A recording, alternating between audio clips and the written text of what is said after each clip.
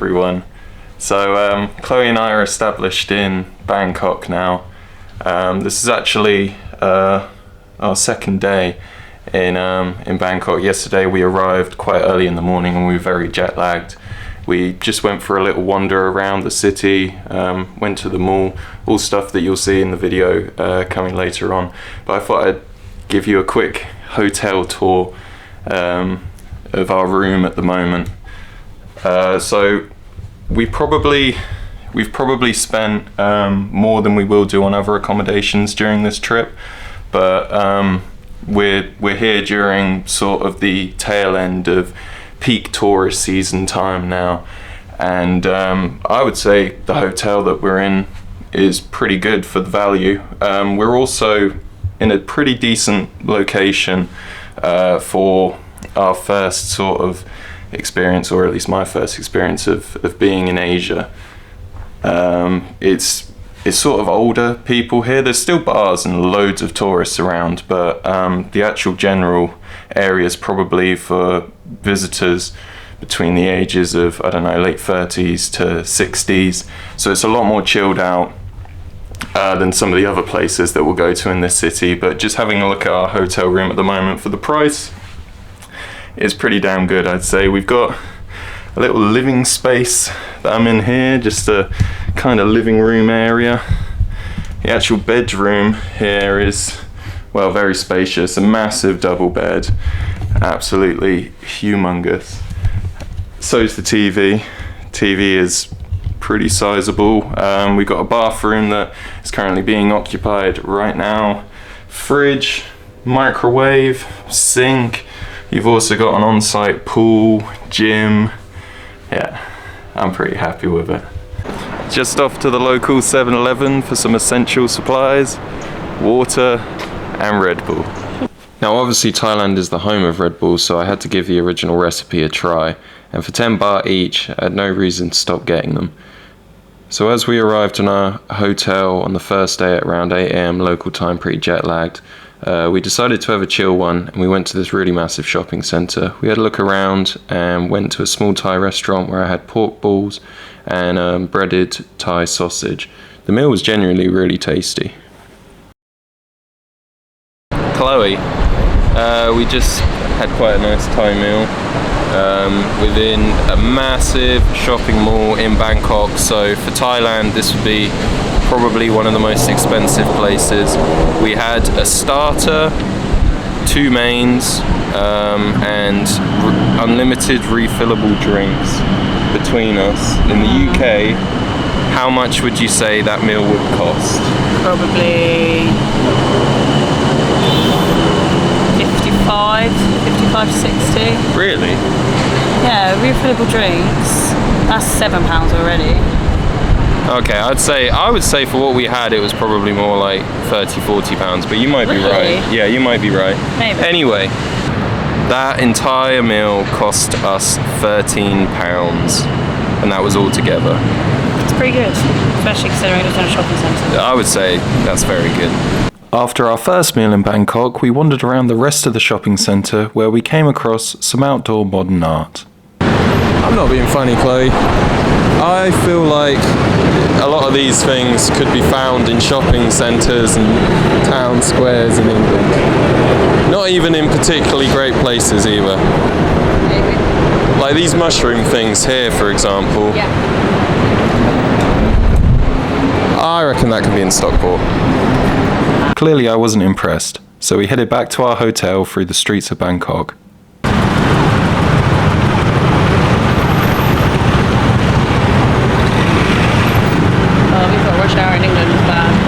Yeah, literally. It's pretty wild to picture this from the UK, but it's actually faster to walk across most of the city than it is by car. You know, at the moment it doesn't seem that bad, but traffic is absolutely awful. The next morning we got up nice and early and headed to the park. A Swiss man from the hotel told us about this place, full of wildlife and away from lots of people. We saw a few monitor lizards, a cheeky chipmunk, a beautiful wild crane, and some other interesting fish in the ponds, all wild and native to this land. In the evening, we agreed to meet up with my friend Ollie from university, and we headed to the party strip. Jesus, man. Crossing the road, like... on Khaosan Road. There were weed shops and bars everywhere. And also, lots of street vendors who, after a few drinks, managed to convince me to do this.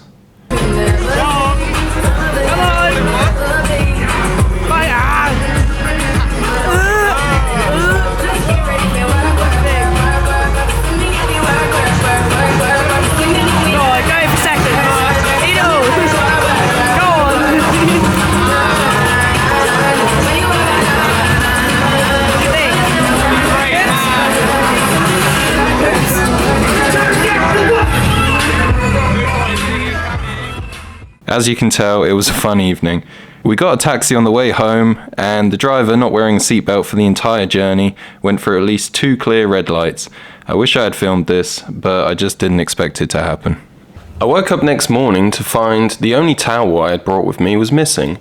After checking the whole room, I went downstairs and realised that all the hotel towels were the exact same colour. Bruh. I asked the hotel receptionist if/when I would get my towel back, but he said he didn't know. Disappointed but undeterred, we headed out for some food and came across Koreatown only a couple minutes away from our hotel. We found a nice looking restaurant and, not yet knowing that their card machine was down, went inside. They said I would struggle finding cheese in Asia. Got it in 3 days. I was immediately drawn to a dish called cheese gokchang. It was absolutely delicious. So, what do you think you should say? Like octopus or squid? No, it was pig intestines. Really? Yeah. Damn. Cheesy pig intestines. Well, that was actually, that was pretty tasty. Yeah, it was so good. It's the first time I have enjoyed intestine. Yeah, sod it. So Chloe, obviously you've been to Bangkok before. Has this been sort of as you remember it? Yes, I think that the main difference from when I went in 2019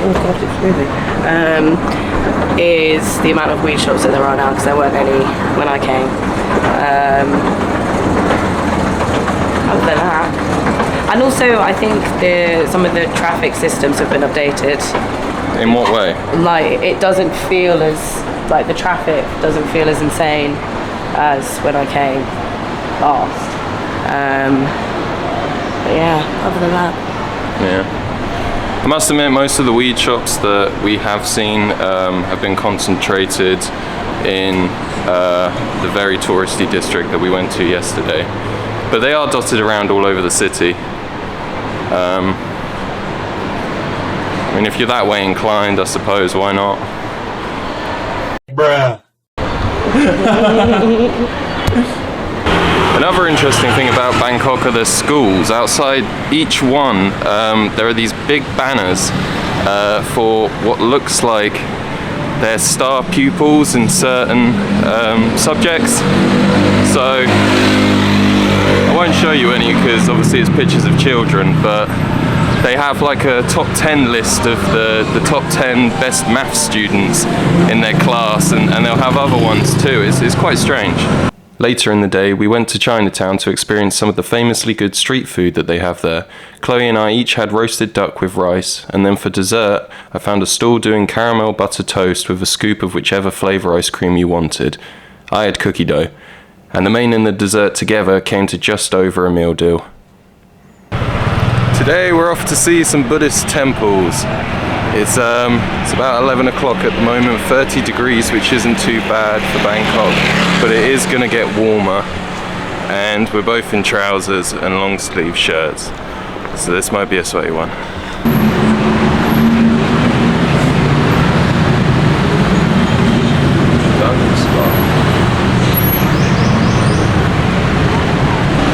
I'm not entirely sure where we are right now, but it seems like every single shop we're passing just has loads of guns in the window, which is kind of cool.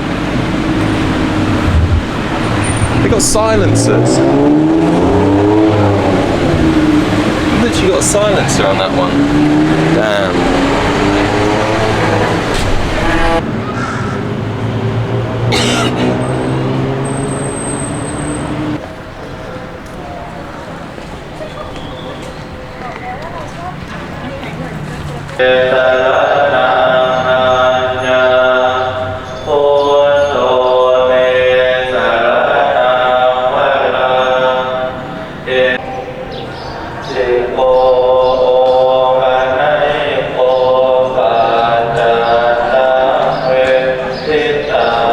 quite interesting that as well as the usual categories that would be placed on priority seating on trains, they also have monks in Thailand.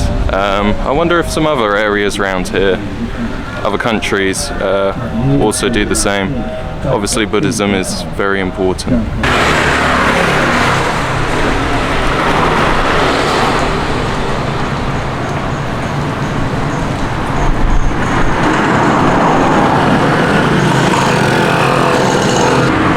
It is exceptionally warm at the moment. 34 degrees now. In the area that we're in, there seems to be a few double-decker police buses, or at least buses, white buses that have police on the side of them. Not entirely sure what that is for. This is a rather nice area though.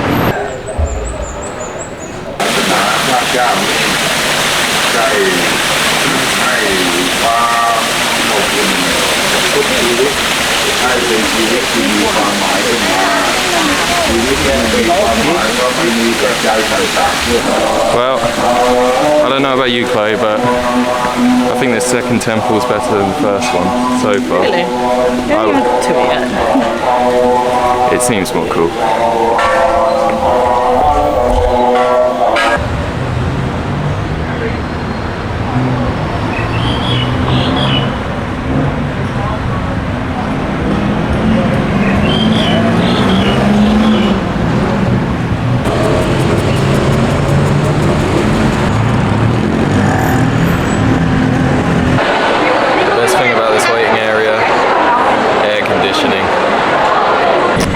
So we just visited the Grand Palace.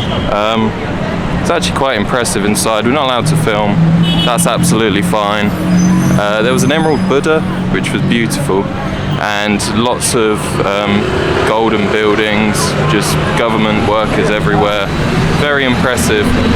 Probably my highlight was actually a guy that I met outside, a local Thai, who saw that we were smoking and asked for a lighter. Now initially I thought, oh okay, here we go, he's gonna try and ask for something afterwards, but he asked us where we were from. I said England. He then immediately asked what team I supported. I said, well, you won't know them, but it's Portsmouth, and he was like, oh, you got promoted from League One last year. What a legend.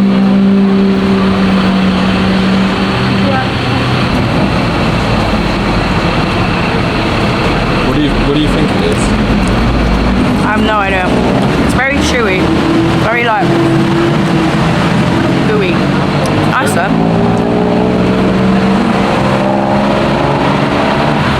It's strange that that's the cooked one. I thought from there that Then there must be something different. red ones, yeah. Red ones mine.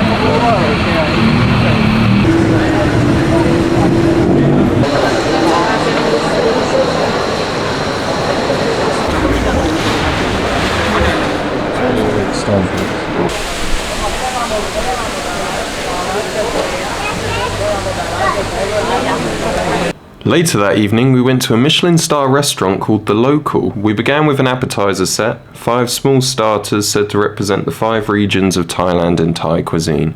After that, I had the braised ribs in a red Penang curry sauce, apparently called Penang Si Klong Mu in Thai. Unsurprisingly, all the food I had at this place was packed full of flavour and absolutely delicious. The sweetest part, including Chloe's main and the drinks all together, the whole thing came to £42.80, an impossible price tag on Michelin star dining in the UK. The next morning we decided to go to the ancient Siam capital of Ayutthaya, about 50 miles north of Bangkok. We didn't really anticipate how far away each of these old buildings were from one another, so when we got off the bus we hired a tuk-tuk driver to take us round in the 5 hours we had before we had to go. We agreed on a price of 1500 baht for the day, which was steep, but to be fair to the driver, he did everything we asked of him and tell us about the places we were visiting when we'd arrive. At the beginning of the tuk-tuk ride, we asked him to take us to some food and he took us to a place where we did get ripped off. But, saying that, getting ripped off by a restaurant only meant about £5-10 overpriced, which I really wasn't that fussed by. Another thing I certainly didn't expect about Thailand was their love for processed sausages. Every single shop that we seem to go into has them proudly displayed on the shelf, and they're even advertised outside. I don't know if it's just for tourists, but surely it must be for the Thais as well. We saw a lot of the old pergolas, which was great, but unfortunately a lot of looters had come around in the 18th century and destroyed a lot of the detail. In particular, they smashed the heads off loads of the Buddha statues and sold them to British and American people who, it turns out recently, a load of the heads have been found by private American collectors. I also never expected to see so many tinted car windows in Thailand. It's quite remarkable, really. They certainly have different laws to us in the UK. The amount of cars that you'll see with just completely blacked out windows. Traffic police are everywhere, but whether they can see the driver is another matter. It was a nice day trip, but back to Bangkok we went. Super excited about today because we're going to see a Muay Thai fight when in Bangkok, right? But first, some food.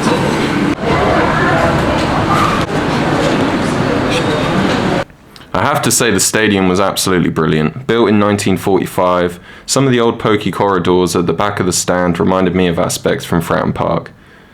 The fights were excellent, really entertaining, and a pint of Singha only cost £2.36. I learnt some pretty interesting things about Muay Thai too. The fact that both fighters perform a kind of in-ring dance before the fight to one of their coaches, and that during the fights a live band would play this kind of ancient warrior music, a guy on sort of bongo drums and another playing a woodwind instrument you'd imagine a snake charmer to play.